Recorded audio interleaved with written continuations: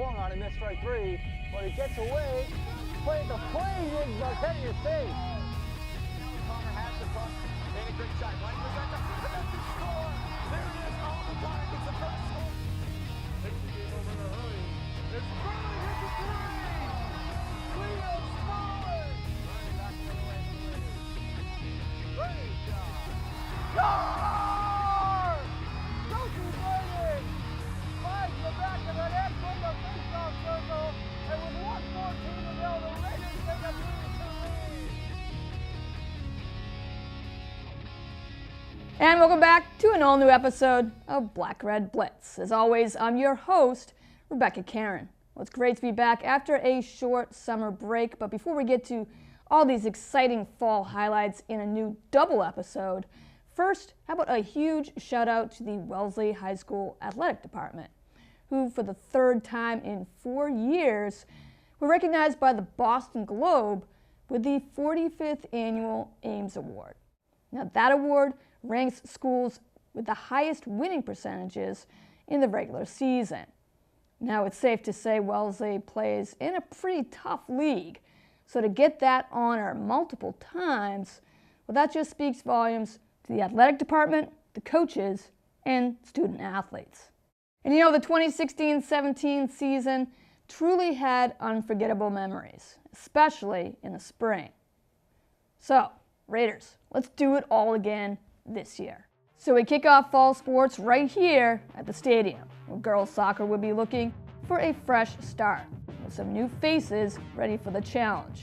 Besides 3 new captains in Kaylin Tchaikovsky, Abby Silverstein, and Kelsey Zarrell, this team will be led by new head coach Kat Whitehill. Now, to say Whitehill has soccer experience would be the understatement of the year, and then some. Having played 11 years on the U.S. national team and professionally on 3 different teams.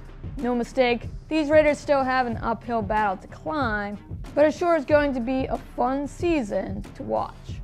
Early opening first half, Walpole is already on the attack, but sophomore goalie Mackenzie O'Neill is up to the challenge, snatching the ball away from Brian Burgeon just outside the crease. Deeper we go into this half, Rebels get another prime shot right here. Jordan Larkin's throw-in finds Ainsley Dundon. Dundon's feed lofts high, and Morgan Kelly is there for the try. But Mackenzie O'Neill stretches and snags it. We still remain scoreless. Chances for the Raiders come less frequent though, so with both defenses in control right now, neither side is able to find net yet in this Bay State Conference battle. So Wellesley opens up this second on the move as Kaylin Tchaikovsky centers it to Kelsey Zarrell. Zarrell's shot hits far post. Another frustrating stop as Walpole clears out. But instead it's Walpole who makes it count, setting up this play here, as Maria Tamboris finds separation around Raiders defense and feeds it to Kelly O'Mara. O'Mara sets and finds corner past a diving O'Neill, and that gives Walpole a 1-0 advantage in this tight game. As Wellesley fights hard for the equalizer, but just missing here by mere inches, it's the Rebels who strike once again. Off this penalty kick, Walpole uses some trickery here, setting up 3 possible scorers, and after 2 fakes, it's Abby McLaughlin who delivers the dagger into the net. And that officially puts this game away.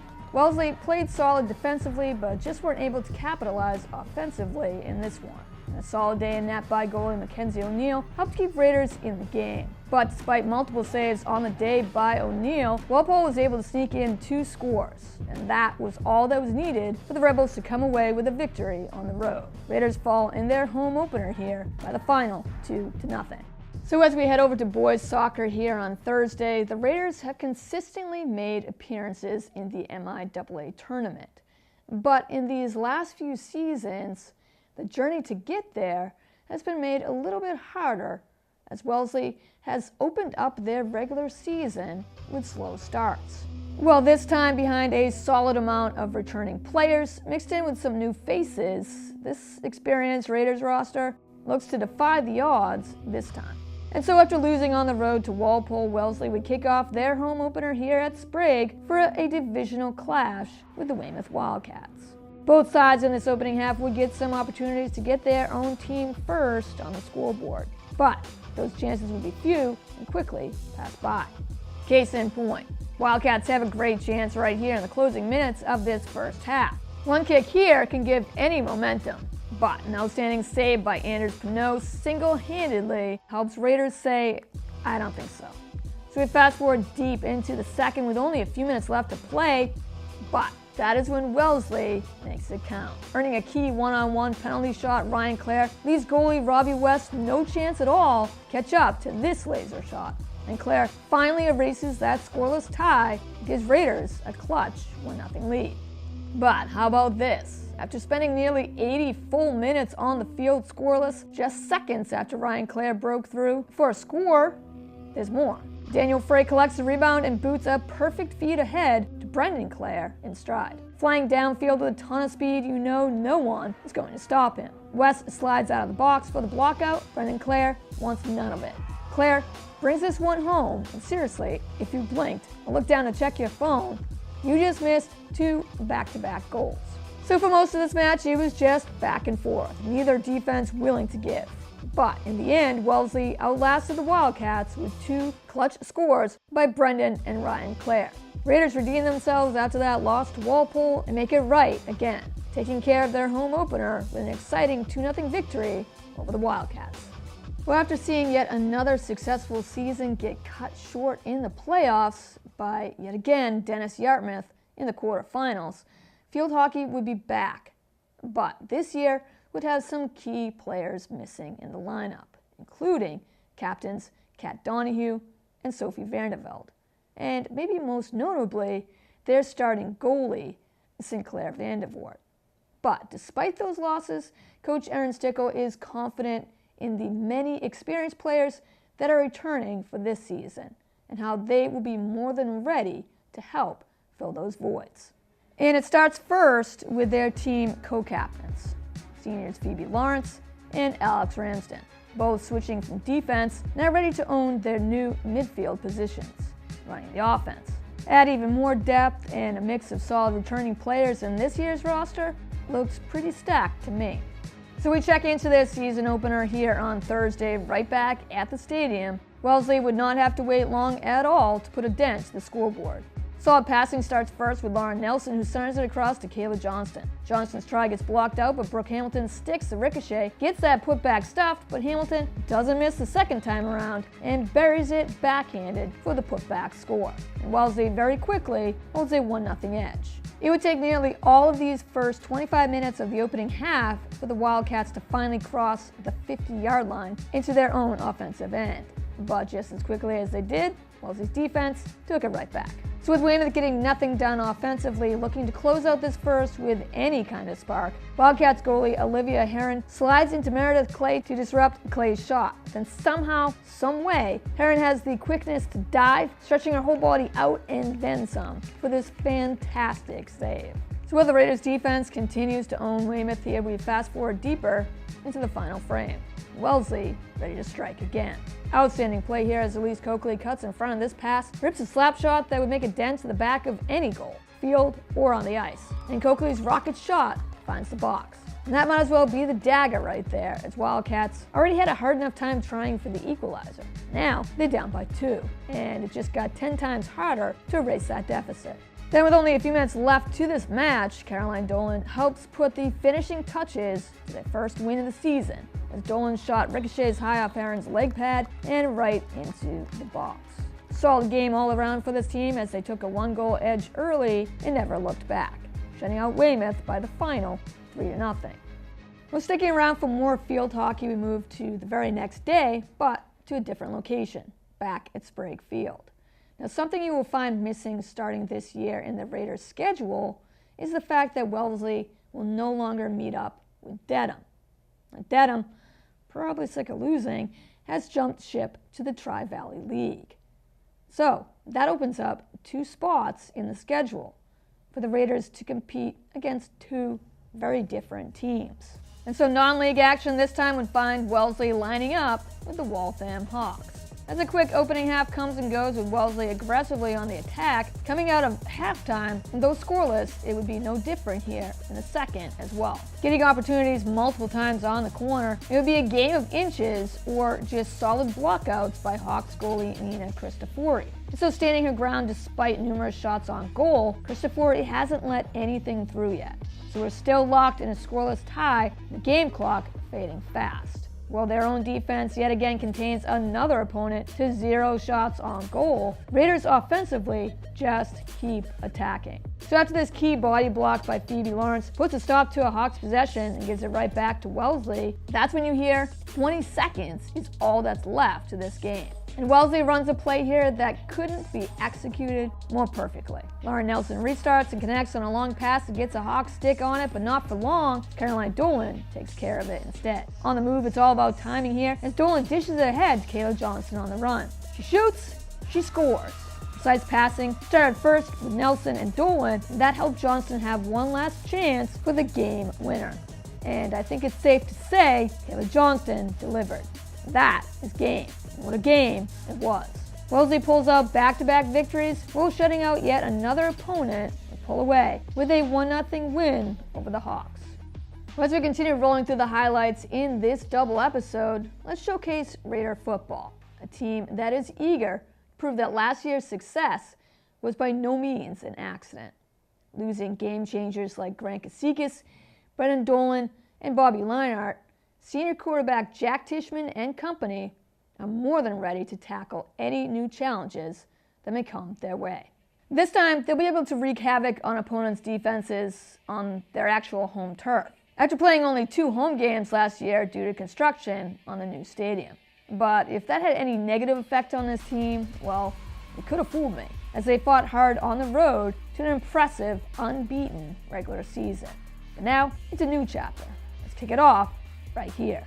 Opening quarter, Wellesley forces Concord Carlisle to punt on their first drive. Just as Raiders realize Patriots are running a fake punt, the punter, Chris Gamelli, coughs up the football and has no choice but to fall on it back at their own 40. And now Wellesley has fantastic field position, just saying.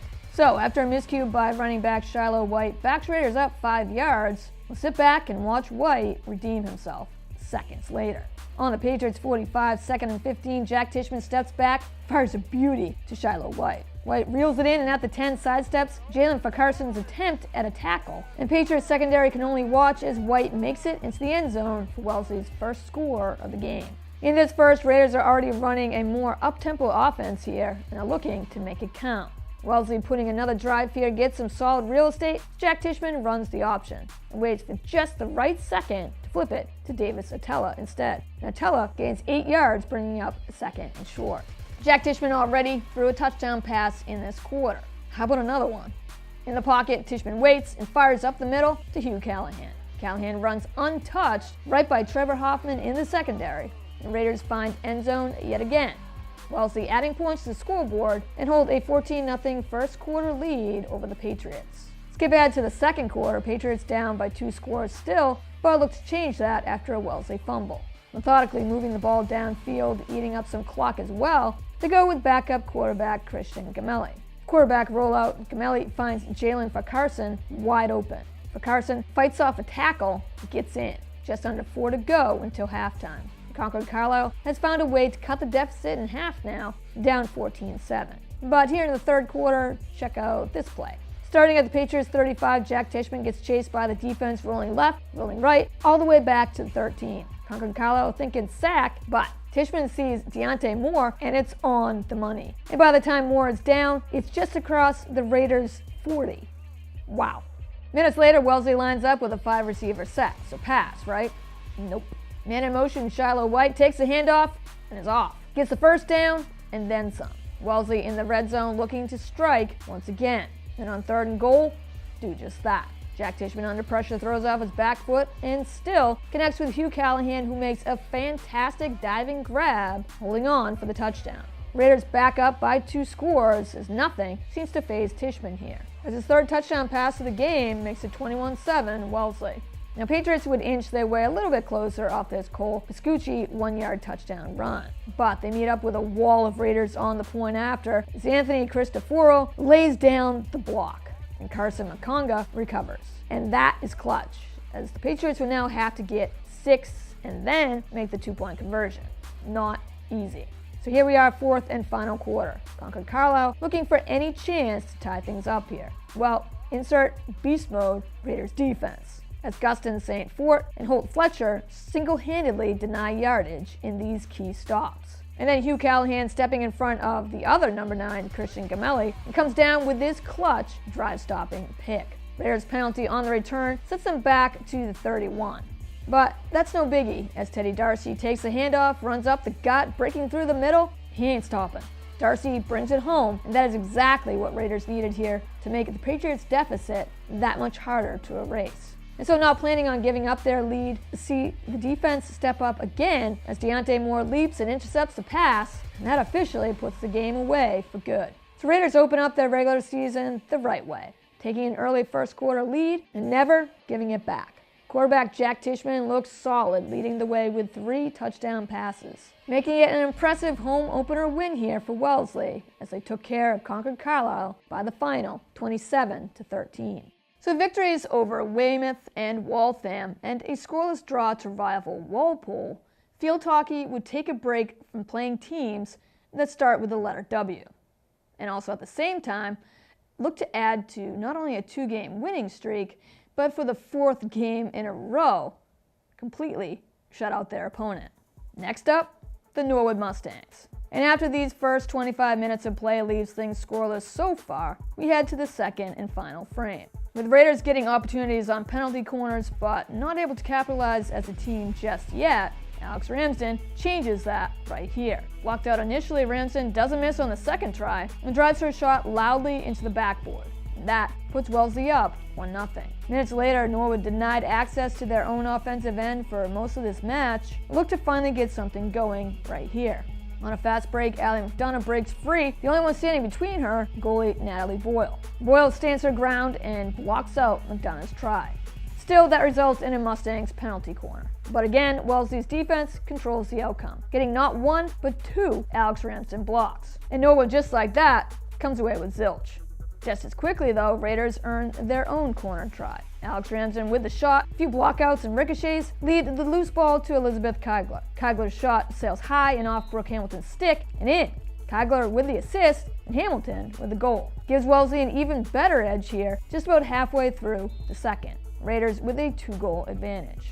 Those 2 scores by Ramsden and Hamilton would be more than enough for the Raiders to hold off the Mustangs in this one. Wellesley not only wins their 3rd straight, but again, another opponent comes in here and leaves without a score. Want to hear another impressive stat? Here at home, there has only been 1 shot on goal for goalie Natalie Boyle to defend. And Wellesley looks to keep that momentum with them as they hit the road next to Milton. So just as easily as field hockey took care of Norwood, boys soccer would be facing off at the same time back at the stadium, looking to dominate the Mustangs as well. Opening first, Raiders already get multiple tries on corners. Senior captain Willie Corkill makes this try count the most though, angling this booming kick perfectly. As in, there's no need for a header when this shot cuts left and into the back of the net all by itself. Corkill gives Wellesley the early 1-0 advantage like he's done so many times before. Still controlling the offensive tempo of this first, fellow captain Ryan Moen's drive from the 30 lands in around the 10, just waiting for Daniel Frey to do the rest. Frey, with some fantastic footwork, fakes and stutter steps his way around Sean Pugach, and Wellesley, just like that, has got a 2-spot on the Mustangs the deeper we go into this half.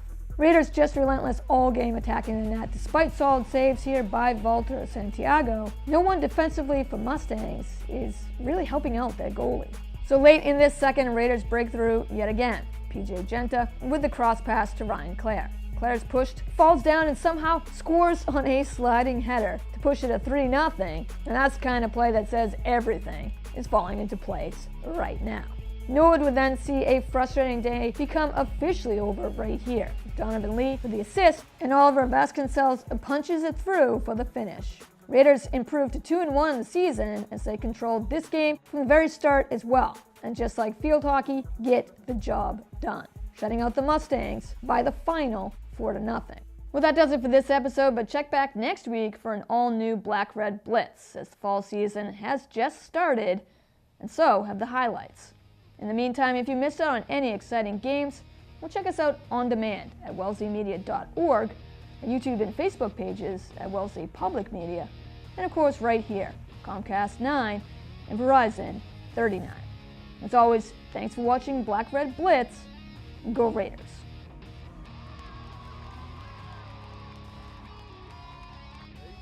He's got some room to run. Fishman, in for a touchdown!